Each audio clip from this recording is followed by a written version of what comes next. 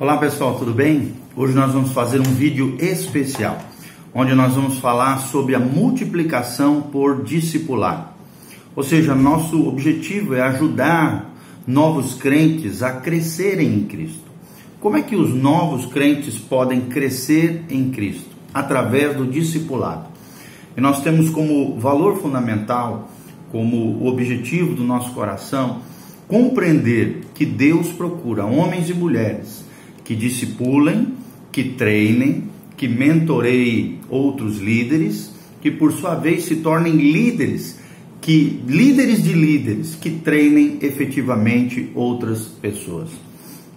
Nosso objetivo é isso, compreender qual é esse nível de multiplicação que nós estamos vivendo hoje, o que é o discipulado e torná-lo como prioridade ministerial nas nossas vidas, nos nossos ministérios e na liderança ou área de influência que Deus nos colocou, ok?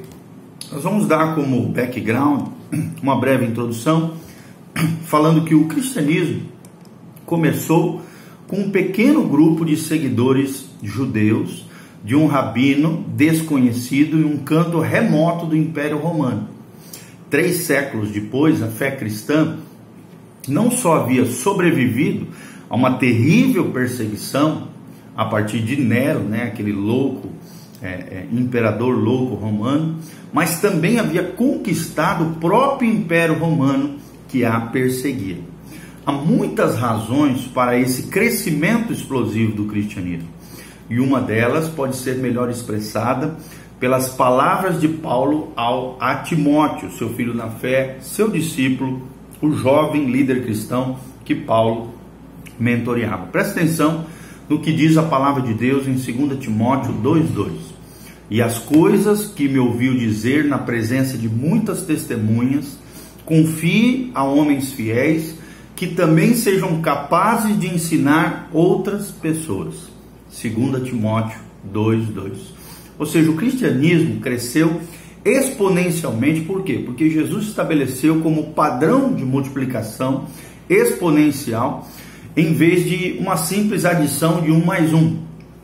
Cada cristão foi ensinado a fazer discípulos no plural, pelo processo de multiplicação em que os discípulos fazem discípulos, novos discípulos, que vão crescendo, florescendo, se multiplicando no Senhor. Só assim o cristianismo tornou-se então um movimento de Deus a nível global. Agora nós vamos falar sobre o processo de multiplicação. Como é que ocorre esse processo de multiplicação? Nós precisamos compreender que a multiplicação é um processo que envolve 3 fases. Primeira fase, discipulado. Segunda fase, coaching. Terceira, mentoria. Ou seja, começa com o processo de evangelização, onde a pessoa se torna crente.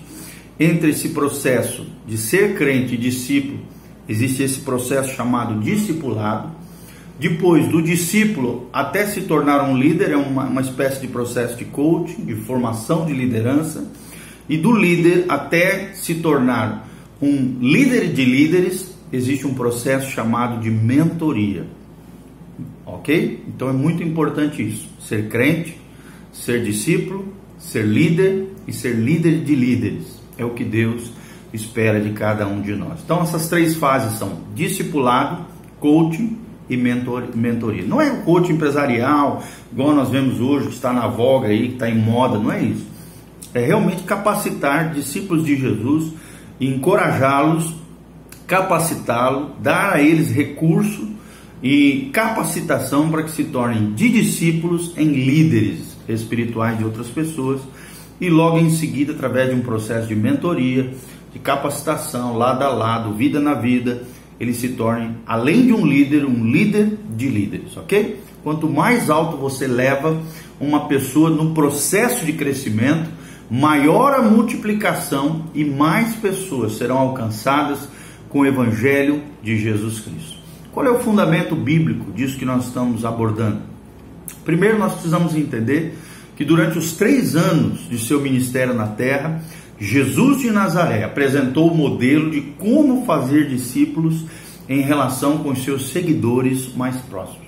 Então nós estamos falando de proximidade, de intimidade, de estar perto daqueles que nós estamos discipulando. Antes de ascender aos céus, Jesus deu um comando muito específico para seus discípulos e que se estende até nós, até os dias atuais.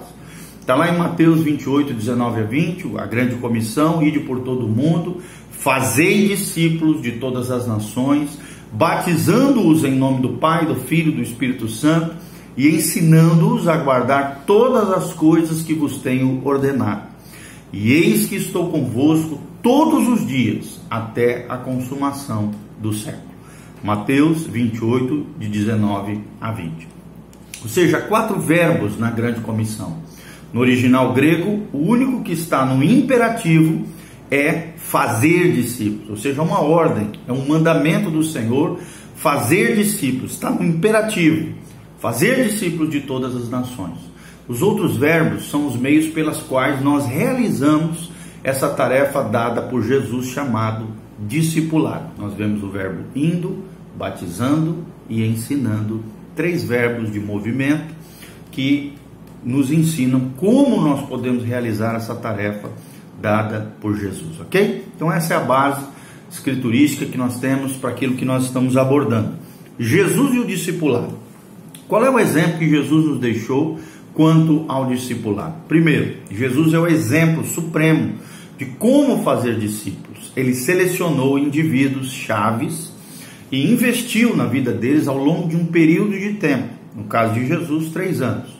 O ministério de Jesus pode ser ilustrado por uma série de momentos, né? Ou seja, Jesus tinha 3 pessoas mais íntimas, depois tinha 12 discípulos, depois tinha os 70, e depois tinha os 120, e por último, o 5º momento, tinha a multidão. Então nós vemos do centro, que eram os 3, até a multidão. Nós vemos fases, momentos distintos, onde o discipulado vai se aprofundando a um nível mais profundo. Qual é o nível multidão? Multidão são as grandes multidões que seguiam Jesus. Ele pregou, serviu, curou doentes, alimentou pessoas, operou milagres extraordinários na vida de muitas pessoas. No entanto, as grandes multidões não eram o principal foco do ministério de Jesus. Nós vemos isso claramente em Mateus 4, 25, em Lucas 9, 11, que existia uma grande multidão de seguidores de Jesus, muitos deles apenas preocupados com milagres, maravilhas, sinais e coisas desse tipo. Além da multidão, existia um segundo nível, né, mais externo, chamado os 120. Quando o Espírito Santo veio no dia de Pentecostes, havia 120 crentes reunidos no cenáculo, no lugar alto, em Jerusalém, e eles sim foram fiéis seguidores de Jesus Cristo. Nós vemos descrito isso em Atos 1:15. Os 120 seguidores de Jesus mais próximos, que já não eram multidão.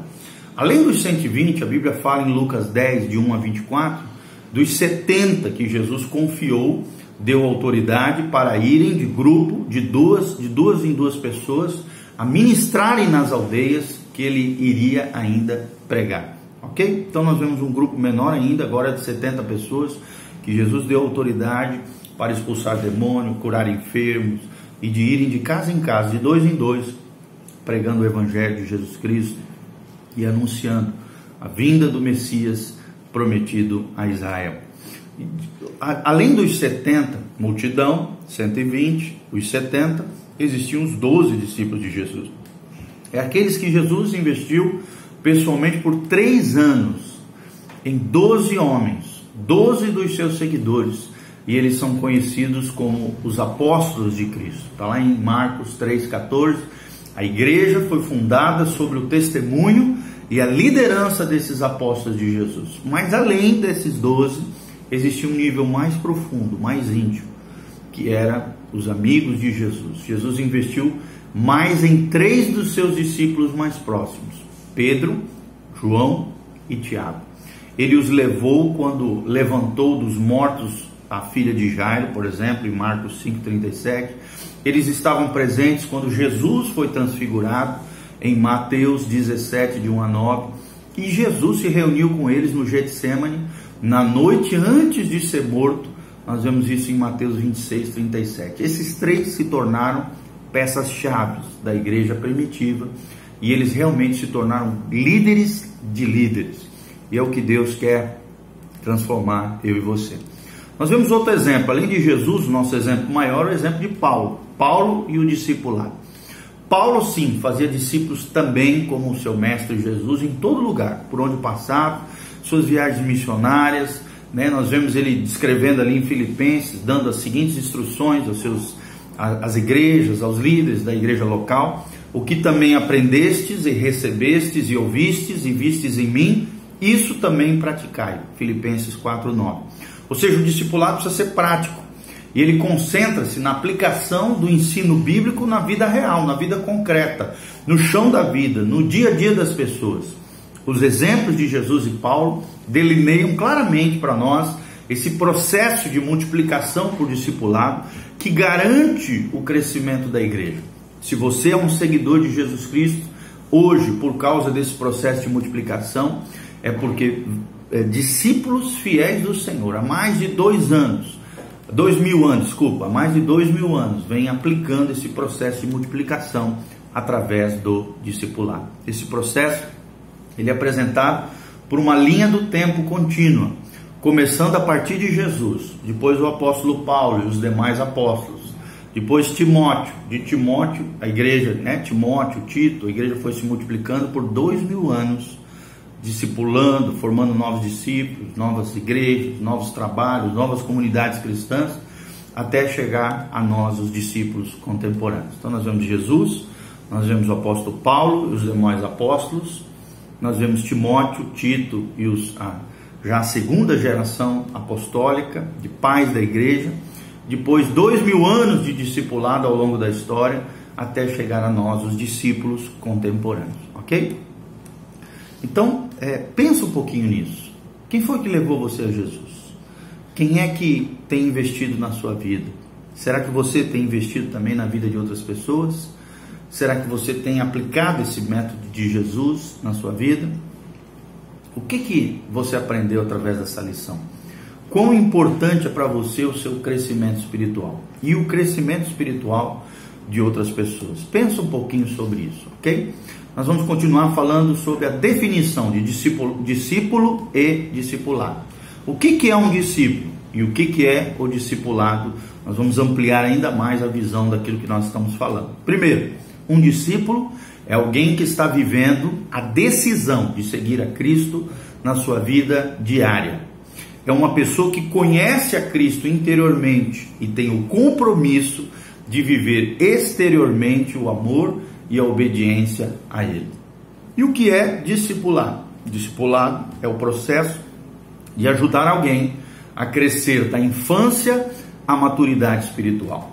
E isso é feito por meio da construção dos princípios da palavra de Deus na vida da pessoa para que ela esteja equipada, preparada, com os recursos celestiais para entender e seguir a direção do Espírito Santo.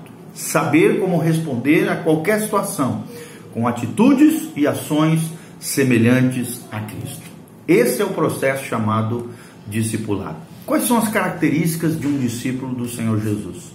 Primeiro, essas são as características de um discípulo fiel, um discípulo de verdade, um discípulo que conhece a Jesus.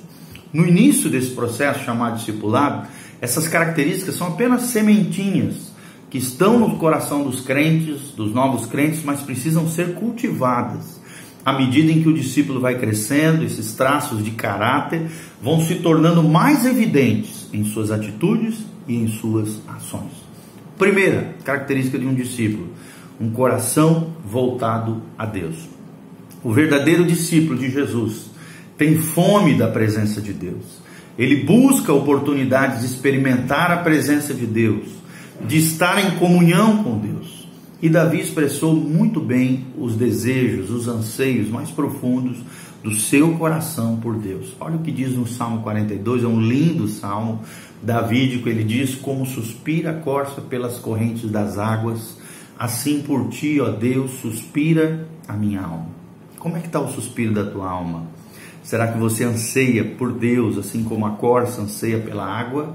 Depois de uma grande caminhada em meio à floresta, em meio ao deserto, você tem fome, você tem sede por Deus? Você precisa entender, querido, que como discípulos, e também os novos crentes, muitas vezes eles têm fome por mais de Deus em suas vidas e precisam dessa característica. Enquanto a compreensão cresce, o desejo de experimentar continuamente a presença e a comunhão íntima de Deus só aumenta, só se amplia no coração de um verdadeiro discípulo de Jesus. Segunda característica de um discípulo de Jesus: disponível para Deus.